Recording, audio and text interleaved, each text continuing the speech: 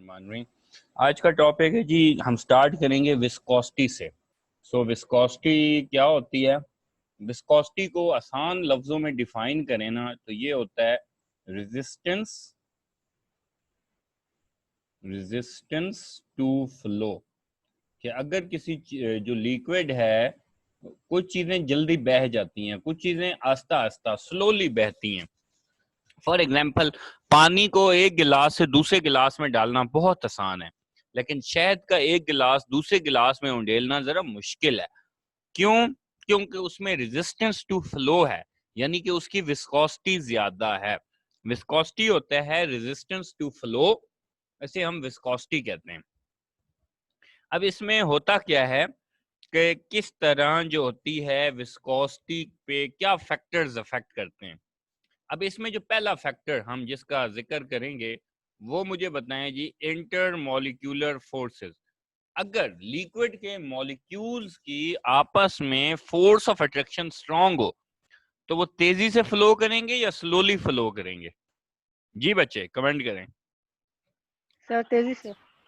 गलत, उल्टा सोचो। आई दूसरे जवाब ही हो गया, स्लोली। नहीं, वो इसलिए कि जब मॉलिक्यूल्स आपस में जुड़े हुए हैं ना तो उनका मैस भारी हो गया, वो एक आगे जाने लगता है तो दूसरा उसे अपनी तरफ अट्रैक्ट कर लेगा, तो वो फ्लो नहीं कर सकेगा। तो जिसमें इंटरमॉलिक्यूलर फोर्सेस वीक होंगी वो तेजी से फ्लो करेंगे, लेकिन जिसमें इंटरमॉलिक्यूलर फोर्सेस स्ट्रॉन्ग से स्ट्रॉन्ग होती जाएंगी उनकी विस्कोसिटी ज्यादा होती जाएगी और वो फ्लो स्लोली करेंगे। जी तो सर हाँ जी जब बेटा। वो हम कैंडल लेते हैं, उसका जो वो मेल्ट होता है तो वो पहले तेज होता है, फिर स्लो हो जाता है, फिर सॉलिड हो जाता है, तो उसकी रेजिस्टेंस फ्लो कम होती जाती है। चलें, गुड हो गया। अभी पहला फैक्टर तो मैंने आपको बता दिया, इंटरमॉल। एक और फैक्टर है अगर आप इसमें पढ़ेंगे तो वो होता है टेम्परेचर। टेम्परेचर भी एक फैक्टर है। जितना टेम्परेचर ज्यादा होगा उतना ही विस्कोसिटी कम होगी, वो तेजी से फ्लो करेगा। तो जब मोम पिघल रहा होता है तो टेम्परेचर ज्यादा होता है, टेम्परेचर ज्यादा होता है तो वो तेजी से फ्लो करता है।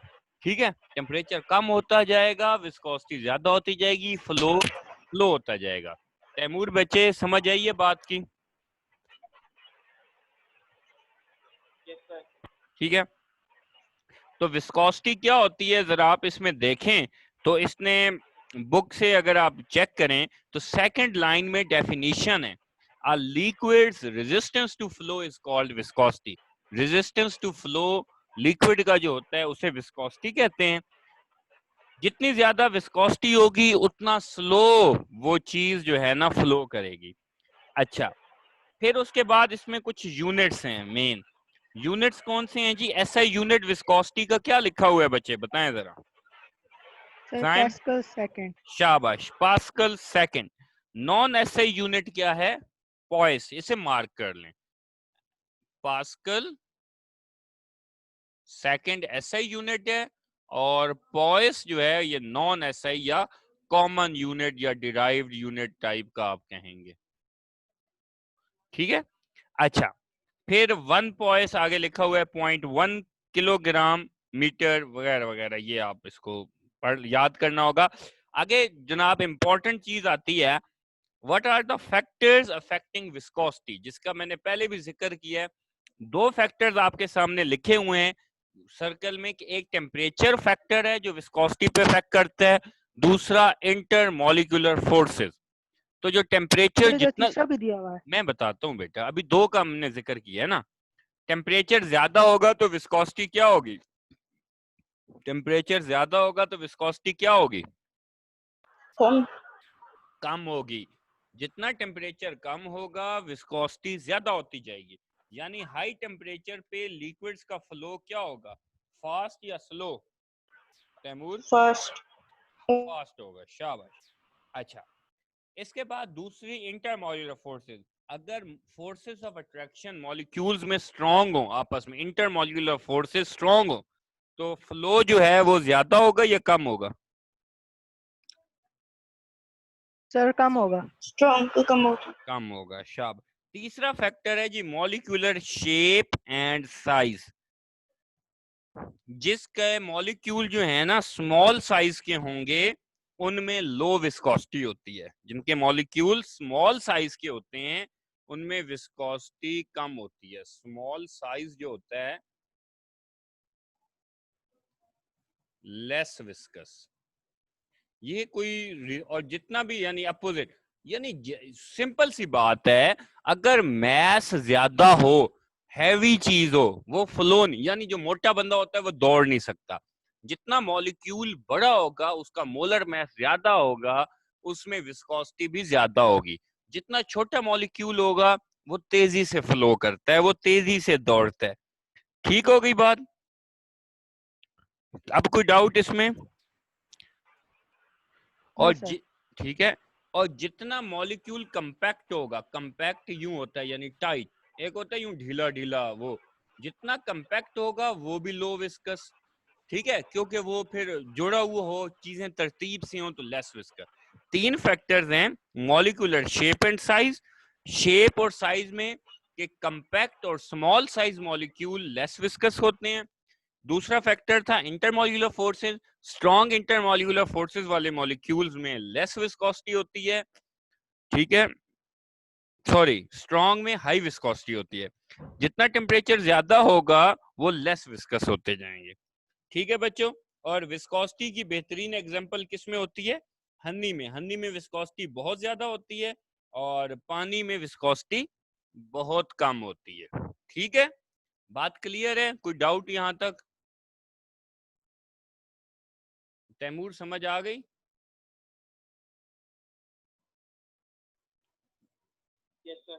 गुड। नेक्स्ट टॉपिक है जी सरफेस टेंशन। सरफेस टेंशन क्या होती है जी? ये सरफेस है, तो ये जो ऊपर वाले मॉलिक्यूल, जो ऊपर वाली लेयर होती है ना मॉलिक्यूल्स की, इसको इनवर्ड की तरफ से अट्रैक्शन हो रही होती है, पुल आ रही होती है। अब जब इन्हें इनवर्ड की तरफ से पुल आती है तो होता क्या है कि जो मॉलिक्यूल की जो लेयर होती है वो स्लाइटली यूं हो जाती है। ये जरा आपको फर्क नजर आया? हालांकि आपने क्या सोचा हुआ होता है कि जो भी पानी होगा उसकी बिल्कुल सीधी होनी चाहिए लेयर, ऐसे ही ना, जो मैंने ए डायग्राम बनाई है। मगर ये होती क्या है? B type. ये बी टाइप क्यों होती है कि इसके जो लेयर होती है, अगर बहुत बारीक से देखा जाएगा ना जब पानी को, तो आप देखेंगे कि उसका हल्का सा बेंड होता है। क्यों होता है ये बेंड? इसको बोलते हैं सरफेस टेंशन। सरफेस टेंशन की डेफिनेशन के लिए जो मेन वर्ड है ना, उसे कहते हैं इनवर्ड इनवर्ड पुल। जो इनवर्ड की तरफ, अंदर की तरफ जो पुलिंग होती है, और ये पुलिंग किस वजह से होती है? इंटरमॉलिक्यूलर फोर्स या पानी में हाइड्रोजन बॉन्डिंग की वजह से। क्योंकि मॉलिक्यूल्स एक दूसरे को अट्रैक्ट करते हैं, तो ये जो ऊपर वाला मॉलिक्यूल है इसके बाहर तो कोई और मॉलिक्यूल है नहीं, तो बाहर तो ये किसी, इसको सिर्फ अंदर की तरफ से अट्रैक्शन होती है, तो ये अंदर की तरफ बेंड हो जाती हैं थोड़ी सी। तो जो सेंटर वाले होते हैं उनमें ज्यादा पुल लगती है, साइड वालों पे कम, तो वो थोड़ा सा स्लोपी साइड बन जाती है। इसको बोलते हैं सरफेस टेंशन। जी समझ आई है बात की या नहीं? सरफेस टेंशन का कॉन्सेप्ट समझ आया भाई? Yes sir. इसको तैमूर पे चेक क्लियर है? अच्छा, जरा फिर सेकंड पैराग्राफ देखें सरफेस टेंशन का, पेज नंबर 138 पे। ये कहता है जी the molecules at the surface, जो सरफेस के मॉलिक्यूल हैं, therefore feel a net attraction inward. यानी ये वाले कि ये जो सरफेस के मॉलिक्यूल्स हैं, जो मैंने इधर मार्क भी किए हुए हैं, ये जो सरफेस पे आ रहे हैं, इन पे नेट अट्रैक्शन इनवर्ड की होती है, क्योंकि इनकी आउटवर्ड इनको अट्रैक्ट करने वाली कोई चीज ऊपर है ही नहीं, कोई मॉलिक्यूल। ये टॉप लेयर वाले जो मॉलिक्यूल्स होते हैं इनको इनवर्ड पुल होती है, जिसकी वजह से ये प्लेन होने की बजाय ये थोड़ा सा पुल हो जाता है। ये जरा डेफिनेशन को फिर पढ़ें। The molecules at the surface therefore feel a net attraction inward which creates surface tension. The force in dynes acting at right angle on a unit length of surface of a liquid is called surface tension. कि वो जो force इनको right angle पे यानी कि vertically नीचे की तरफ खींच रही है, जो कि इंटरमॉलिक्यूलर फोर्स वाली फोर्स है, उसी को ही सरफेस टेंशन कहते हैं। For a molecule to come to the surface it must come overcome the attractive, मतलब जो अगर मॉलिक्यूल सरफेस में आना चाहता है ना, टॉप पे रहना चाहता है, तो उसको उन फोर्सेस को, जो इनवर्ड फोर्सेस है, उन पे डोमिनेट करना होता है। सरफेस टेंशन का कॉन्सेप्ट क्या है कि ये एक आइडिया था कि जब भी जो लिक्विड होता है उसके जो लेयर है वो यूं होनी चाहिए सीधी, लेकिन रियल में क्या होती है, रियल में ना ये हल्की सी यूं होती है। अब ये जो ब्लू लाइन है ना, ये रियल वाली लाइन है, तो ये ऐसी क्यों होती है? हाँ तैमूर, ये रेड वाली क्यों नहीं है, ये बेंड होके नीचे क्यों आ गई है? ये लिक्विड है यहाँ पे। जी बताएं तैमूर। हाँ, फोर्सेस ऑफ अट्रैक्शन की वजह से। और ये अट्रैक्शन इस एरिया में सेंटर में ज्यादा डोमिनेंट हो जाती है, यहाँ पे साइड्स की वजह, तो ये इनवर्ट जो पुल मिलती है इसको सरफेस टेंशन कहते हैं। ठीक है, इसके फैक्टर्स कौन से हैं? 3 फैक्टर्स हैं जी इसके, वेरी इंपॉर्टेंट। Intermolecular force. अब बताएं, इंटरमॉलिक्यूलर फोर्स ज्यादा होगी तो सरफेस टेंशन क्या होगी बच्चों? बिल्कुल ज्यादा होगी, यानी इससे भी ज्यादा किसी की होगी ना तो वो इतना बेंड हो जाएगा। ये तो डिपेंड करता है कि उसकी इंटरमॉलिक्यूलर फोर्स स्ट्रॉन्ग है या वीक है। दूसरा है जी टेम्परेचर, लिखा हुआ है जी, जितना टेम्परेचर बढ़ाएंगे सरफेस टेंशन कम होती जाएगी। इनवर्स रिलेशन है टेम्परेचर और सरफेस टेंशन का, इनवर्स। टेम्परेचर ज्यादा होगा तो सरफेस टेंशन कम होगी। वजह क्या है? टेम्परेचर ज्यादा करेंगे, मॉलिक्यूल्स आपस में टकराएंगे, कोलिजन होगी और सरफेस टेंशन डिक्रीज होने लग जाएगी। अच्छा जी, तीसरी चीज फैक्टर जो है वो है बेटा नेचर। अच्छा, ये डिफरेंट लिक्विड्स जो होते हैं उनमें चूंकि different types of intermolecular forces हैं, तो हर लिक्विड की नेचर पे भी डिपेंड करता है कि उसकी सरफेस टेंशन क्या होगी। यूनिट है बच्चे सरफेस टेंशन का जॉउल्स पर स्क्वायर मीटर और न्यूटन पर मीटर। ठीक है, न्यूटन पर मीटर इसका यूनिट है सरफेस टेंशन का। हाँ जी, अब बताएं इसमें से कोई चीज आप दोबारा सुनना चाहें तो। 1.0 डिग्री के नीचे भी फिर -4 था या कुछ उस पे था कि वो फिर से वो बर्फ बन जाता है। ठीक है, anomalous behaviour of water. Anomalous का मतलब होता है अजीब या thing from different from regular behaviour. Anomalous behaviour of water क्या होता है जी? एनॉमलस बिहेवियर ऑफ वाटर ये होता है कि पानी जो है उसकी जो डेंसिटी है वो 4 डिग्री सेंटीग्रेड पे, यानी 4 भी नहीं, एग्जैक्ट करें 3.98 डिग्री सेंटीग्रेड पे जो डेंसिटी है वो मैक्सिमम होती है, और उसके नीचे टेम्परेचर करेंगे तो पानी की जो डेंसिटी है वो डिक्रीज होती रहती है। और खास तौर पे जो आइस होती है, आइस की डेंसिटी पानी की डेंसिटी से क्या होती है? कम होती है। आइस की डेंसिटी पानी की डेंसिटी से कम होती है। वजह, डेंसिटी का फॉर्मूला है मैस ओवर वॉल्यूम।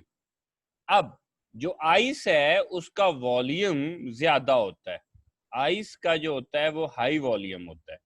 जब आइस का वॉल्यूम हाई है तो फिर उसकी डेंसिटी क्या हो गई बच्चों? आइस का वॉल्यूम हाई हो जाता है तो डेंसिटी क्या हो गई? लो। लो। डेंसिटी लो हो गई तो उससे क्या होगा?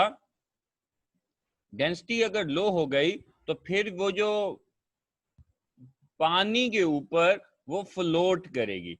मतलब ये पानी है तो ये जो बर्फ होगी वो हमेशा उस पे फ्लोट करेगी। वजह क्या होगी? Why ice floats on water? तो रीजन क्या हुई कि आइस की जो डेंसिटी होती है वो पानी से कम होती है। तो जिस चीज की भी डेंसिटी पानी से कम होगी वो फ्लोट करेगी। एक क्वेश्चन ये होता है, ये जरा मैं प्यारी सी फिश बना रहा हूं। अब जब सर्दियां आती हैं, सर्दियां यानी कि वो इलाके जहां पे बर्फ पड़ जाती है, पहले बर्फ बना लेते हैं, सपोज ये ऊपर जो मैंने कहा है कि जब टेम्परेचर -0 से नीचे चला जाता है जिन इलाकों में, और वहां दरिया भी होते हैं, और टेम्परेचर -20 -30 चला जाता है। अब क्योंकि दरियाओं के अंदर मछलियां भी रहती हैं, मछलियां या कोई भी एक्वाटिक लाइफ, कोई सी भी जो भी पानी में रहने वाली, दरियाओं में रहने वाली मखलूक है, अब वो कहता है जी टेम्परेचर तो -20 या -30 या -40 हो गया है, तो वो क्या वो मछलियां मर जाती हैं? तो आंसर है वो मरती नहीं है। क्यों नहीं मरती? कि पानी की नंबर एक, सिर्फ टॉप की लेयर बर्फ बनती है, पूरा पानी फ्रीज नहीं होता कभी भी। क्यों नहीं होता? कि जैसे ही बर्फ बनती है, बर्फ की डेंसिटी कम होती है, बर्फ टॉप पे आ जाती है, और फिर ice is a insulator. Ice किस चीज का इंसुलेटर है बच्चों? क्या ख्याल है, किस चीज का इंसुलेटर है जी? आइस हीट का इंसुलेटर है, और वो पास ऑन नहीं होने देगी बच्चों। आइस जो है वो हीट का इंसुलेटर है। इससे वो तो मेल्ट हो जाती है ना, बेटा हीट आती है तो मेल्ट हो जाती है। नहीं नहीं, हीट का भी और कूल का भी, कूलिंग का भी, हर चीज का। तो वो ना जो जो बाहर टेम्परेचर है, सपोज वो -20 डिग्री सेंटीग्रेड है, तो ये जो है आइस जो है, ये कूलिंग को, इस कूलिंग को नीचे नहीं जाने देगी। अच्छा, अब आपने कई दफा किसी मूवी में या उसमें देखा होगा कि वो बंदा जो इधर गिरता है, सपोज आइस में से ना, जो आइस में से ऐसे गिरता होता है, वो यहाँ से गिरता जब जैसे भी है, तो नीचे क्या होता है कि वो नीचे पानी ही होता है, लिक्विड ही होता है। अब क्योंकि नीचे जो है वो नॉर्मल वाटर फ्लो कर रहा होता है नॉर्मल टेम्परेचर पे, इस वजह से एक्वेटिक लाइफ जिंदा रहती है। अब इसमें जो मेन बात है कि हमें ये टॉपिक पढ़ाया क्यों जा रहा है, इस टॉपिक का लिक्विड्स के टॉपिक से क्या ताल्लुक है? नंबर एक, हाइड्रोजन बॉन्डिंग। यहाँ ये बात समझनी है अब आपने। हाइड्रोजन बॉन्डिंग ने यहाँ ऐसा क्या काम किया है कि इसकी अहमियत हो गई है? अब गौर से समझिएगा इस बात को। हाइड्रोजन बॉन्डिंग यहाँ इन्वॉल्व हुई है। हाइड्रोजन बॉन्डिंग की वजह से हमारे पास आइस का वॉल्यूम हाई हो जाता है। हाइड्रोजन बॉन्डिंग स्ट्रांग होने की वजह से मॉलिक्यूल में जो अट्रैक्शन हुई होती है, फिर उनमें जब मॉलिक्यूल ज्यादा क्लोज आते हैं तो फिर ऑक्सीजन ऑक्सीजन के जो लोन पेयर्स होते हैं वो रिपेल करते हैं। फिर आइस का वॉल्यूम कितने % हाई हो जाता है? ये याद रखिएगा हमेशा, 9%। यानी कि आप 100 cm³ अगर पानी रखेंगे तो बर्फ का वॉल्यूम कितना बनेगा तैमूर? 109 cm³। अगर 100 cm³ आप पानी रखते हो तो 109 cm³ की बर्फ बनेगी। बर्फ का वॉल्यूम हाई हो गया पानी से, वॉल्यूम हाई हुआ तो डेंसिटी कम। तो ये जो वॉल्यूम हाई हुआ है और डेंसिटी कम हुई है, हाइड्रोजन डेंसिटी कम हुई है तो ही बर्फ ऊपर बनी है और तैरने लग गई है। जब बर्फ ऊपर बन के तैरी है तो नीचे वाली जो पानी है वो फ्रीज नहीं हुआ, और उसी वजह से ये एक्वेटिक लाइफ जिंदा रही है।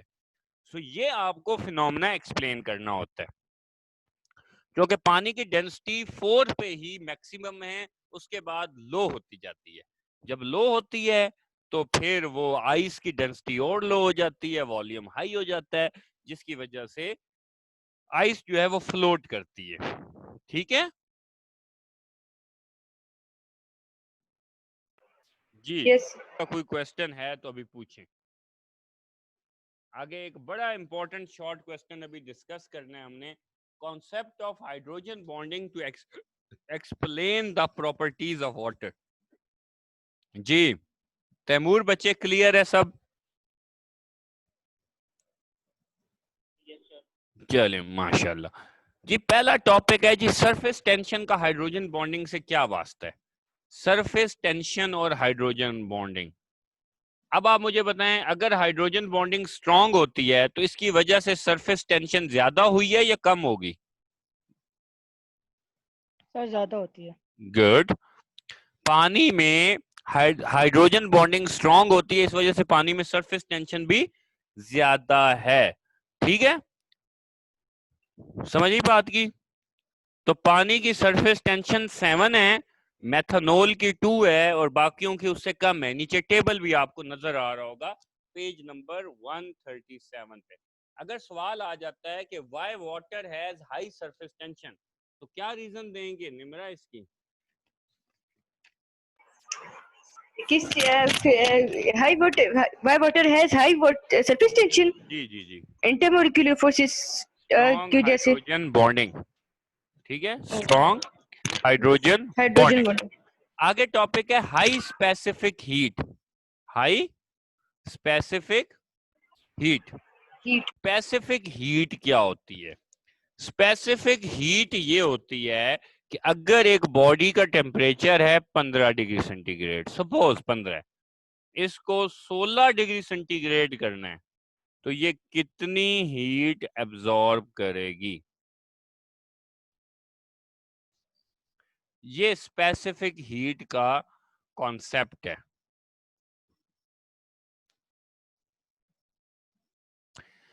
ठीक है, अगर अब देखें कि अच्छा केमिकल कौन सा होगा, अच्छा मॉलिक्यूल।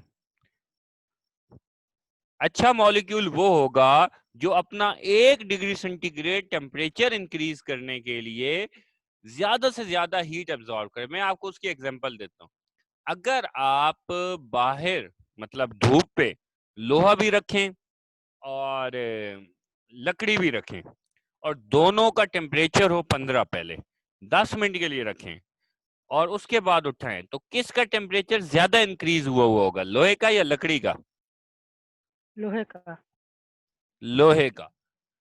अब इसका मतलब है कि स्पेसिफिक हीट कैपेसिटी जो है वो लोहे की कम है, वो अपना टेम्परेचर ज्यादा बढ़ा देता है।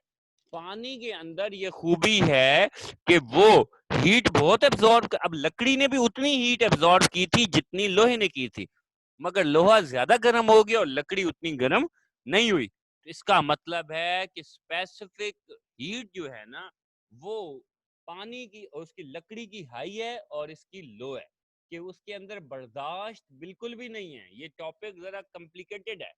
अगर आप इसको बुक से पहले रीड करें तो इसमें पहली लाइन में उसने लिखा है, specific heat is the quantity of heat required to raise the temperature of 1 gram of substance by 1 degree centigrade. कि अगर किसी बॉडी के 1 ग्राम का टेम्परेचर 1 डिग्री सेंटीग्रेड इंक्रीज करने के लिए जितनी पानी की हीट कैपेसिटी बहुत ज्यादा है। अच्छा, मैं आपको इसके एक और आसान सी मिसाल देता हूँ। ये जो स्पिरिट होता है, स्पिरिट, ये उड़ता है या नहीं उड़ता? अगर इसका बॉटल ढक्कन खोल के रखें, उड़ जाता है ना अंदर सर से। उड़ता है। उसकी स्पेसिफिक हीट लो है, पानी की स्पेसिफिक हीट है। पानी बहुत सारी हीट एब्जॉर्ब करके थोड़ा सा एवापोरेट होता है। मेथनॉल, एथेनॉल, स्पिरिट, पेट्रोल, ये थोड़ी सी हीट एब्जॉर्ब करते हैं और एवापोरेट हो जाते हैं, यानी उनकी लो स्पेसिफिक हीट है। अब सवाल ये है, आपने जवाब में कहना है स्ट्रॉन्ग हाइड्रोजन बॉन्डिंग। सवाल ये है कि पानी की स्पेसिफिक हीट हाई क्यों है? बस सिंपल, पानी की स्पेसिफिक हीट हाई क्यों है? क्या जवाब हुआ? Strong hydrogen bonding. क्यों? इसका फायदा क्या है हमें? कोई बता सकता है? तैमूर सोचो, इसका क्या फायदा है? पानी की स्पेसिफिक हीट अगर लो होती तो हमें क्या नुकसान? नहीं, नुकसान ये होता कि आपके समंदर, आपके दरिया जल्दी जल्दी खुश्क होते। ठीक है ना, जब बहुत गर्मियां पड़ती हैं वो जल्दी खुश्क हो जाते। ठीक है, पानी जो